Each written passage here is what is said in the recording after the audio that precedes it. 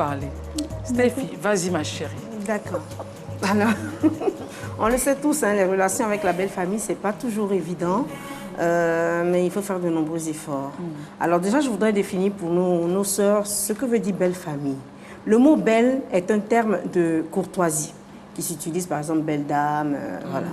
Et le mot famille, bien entendu, c'est l'ensemble des parents, des enfants, c'est des liens de parenté.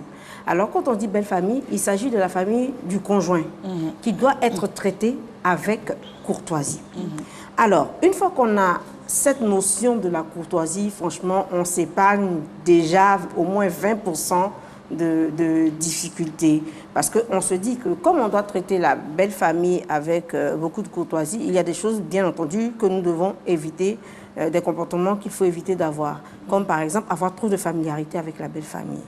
C'est pas bon. C'est pas bon du tout. Il y a quand même toujours une certaine bienséance à avoir. Il faut, envers la belle famille, avoir des valeurs comme la gentillesse, l'assistance des beaux-parents quand ils ont des problèmes. Voilà, le respect, c'est hyper important. Mais donc, dès l'instant quand tu dis qu'il faut créer la distance ou la courtoisie, non, non, en fait, il faut éviter. En fait, quand on parle de courtoisie, dans la courtoisie, il y a la notion de respect. Il y a la notion, voilà, il faut respecter. Mais il faut éviter aussi la familiarité. C'est vrai, parce que dans certaines familles, on a des belles-sœurs, on a des belles-mères ou des belles-tantes qui sont hyper sympas. Des fois, on vient, on les tape. Parce que, bon, il y a eu cette familiarité-là, justement. Belle, comment ça va, on dit quoi? Voilà. il faut éviter. C'est-à-dire, il ne faut jamais oublier qu'on a affaire à la belle famille et qu'il faut toujours cultiver cette notion de respect. Ok, très bien. Voilà.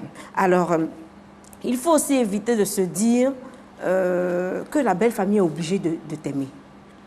Ça, c'est une erreur que nous, les femmes, on fait. C'est la famille de mon mari, elle est obligée de m'aimer. Ou bien je suis obligée de m'entendre avec tout le monde. Non. Même dans votre propre famille à vous, vous ne vous entendez pas avec tout le monde. Pourquoi vous voulez vous entendre avec tout le monde dans la famille de votre mari? C'est pas possible. Okay, donc quand c'est comme ça, il faut relativiser. Effectivement, dès le départ, on se dit, bon, je suis mariée, le monsieur a une famille, j'ai ma famille, c'est clair que je ne peux pas être aimée de tout le monde. Donc, la façon dont je ne peux pas être aimée de tout le monde dans ma famille... C'est la même façon que lui aussi. Voilà. Et donc, il y a un comportement à avoir. Si quelqu'un ne m'aime pas, je ne dois pas lui faire des histoires. Chacun est libre d'aimer ou de ne pas aimer. Franchement. Voilà. Donc, il faut aussi éviter, justement, à propos d'histoires, de palabres, d'éviter la confrontation avec une belle sœur, une belle tante. Voilà, il faut éviter au maximum. L'une des valeurs qu'une bru, c'est-à-dire la belle-fille, doit avoir, c'est d'avoir de la contenance. Quand tu as un problème, la première personne à qui tu dois parler, c'est ton mari.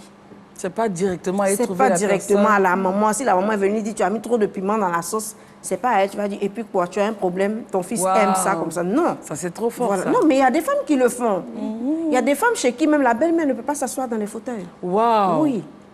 Il y a des femmes qui le font. Ça, c'est vrai qu'on dit souvent les belles-mères sont difficiles, les belles-sœurs sont difficiles, mais nous-mêmes, les femmes là aussi, on a nos petits côtés qu'il faut changer. Voilà. Surtout quand le monsieur n'est pas là. Quand monsieur est là, on fait semblant, on sourit, mais dès que monsieur a le dos tourné, non, c'est pas la peine. Non, c'est pas bon. Il y a des fois des belles-mères qui sont maltraitées dans les foyers de leurs enfants et ça, c'est pas intéressant. Et les enfants savent même pas? Les enfants savent pas, puisque c'est la femme qui tient le foyer, c'est la femme qui est au centre de tout. À la limite, même quand la maman va dire à son fils, voilà ce que ta femme a fait, le fils, des fois, il peut estimer que sa mère en fait un peu trop. Oui, quand il demande à sa femme, elle commence à pleurer.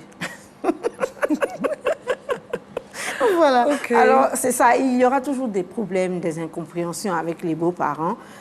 Et puis, on peut s'engueuler avec son mari. Ça arrive. On peut même sortir des paroles qui ne sont pas très intéressantes. Mais ça, c'est avec votre mari. Avec la belle famille, on ne le fait pas. Ça, c'est clair. On ne le fait pas. Il faut mettre vraiment, comme on le dit, distanciable. Enfin, il est important d'avoir de bonnes manières pour éviter les problèmes au quotidien. Tes beaux-parents arrivent, la moindre des choses, bonjour, bonsoir, tu les fais asseoir, je peux vous servir à boire. Mais dans certaines maisons, dès que les beaux-parents arrivent, bon, c'est vrai qu'il peut y avoir des tensions. Mais comme je le disais il y a quelques semaines, déjà à la base, chaque membre du couple doit gérer ses parents. C'est clair. Donc si tu permets à tes parents d'avoir de vilaines habitudes, c'est clair qu'ils auront ces vilaines habitudes avec ton épouse ou avec ton mari. Donc, quand on a géré ses parents, déjà, il y a un pourcentage qui est évacué et le reste, la belle-fille est mieux armée pour pouvoir...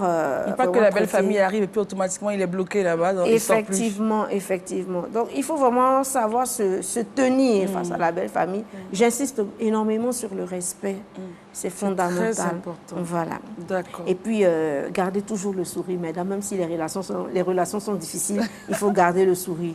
Je voudrais juste préciser avant de terminer que c'est un long chapitre. Il y a savoir gérer les relations avec les belles sœurs, les belles tantes. Donc, au fil des émissions, on donnera tous ces détails. Voilà. D'accord. Alors, maman, ce que Stéphie vient de dire, est-ce que c'est complet ou il y a des choses à ajouter ou il y a des choses à expliquer pour qu'on comprenne bien? Toi qui es dedans depuis plus de 20 ans, comment tu as fait pour pouvoir non seulement avoir la paix dans ton foyer par rapport à ta belle famille? Bon, ce qu'elle a dit là, c'est tout à fait vrai. Souvent, s'il faut jouer, tu fais comme si tu es... Je ne sais pas si je peux m'inspirer. Si tu es belle, si je ne vois rien. Donc, il faut faire comme... il faut jouer. Voilà. Il faut faire exprès. Et puis après, tu peux voir ton mari de côté, lui expliquer. Mais tu ne dois jamais aller toi-même directement parler pour dire, toi là, tu te prends pour qui? Non.